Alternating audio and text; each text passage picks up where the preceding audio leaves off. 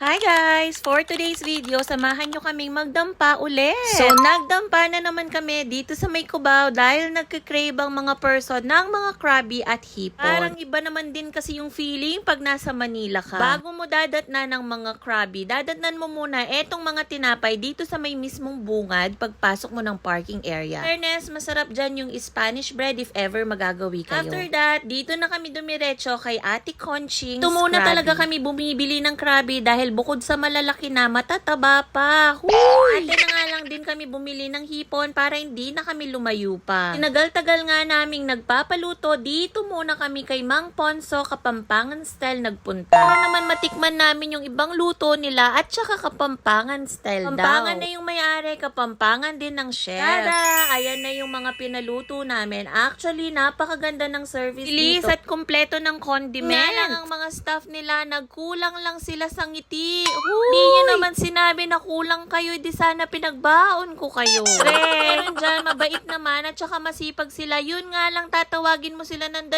hanggang 3 beses. Hindi naman ng staff ang pinunta namin. Etong mga krabi talaga yung pinunta namin dito. Malaman, manyaman at sulit yung pagkaluto. Bili nga pala kami ng pork buto-buto plus tahong na pinabake namin. Overall naman, ang saya at ang sarap ng experience namin since first time namin dito sa Lutong Kapampangan. Para bang hindi alam ang luto ng Kapampangan. Automatic, pag may mga natitirang ganyan, syempre isa-sharon natin yan. Salutin mo ako. Correct! Sample lang yun, guys. Pota, discover you ko. Anyway, ito na nga pala yung after na pinagkainan namin. Sobrang linis. Yes, dahil wala nang natira. Simot lahat. Kung mag-crave kayo ng mga seafoods, try nyo dito sa Dampa Cubao Farmers Market. Happy nyo si Mang Ponso.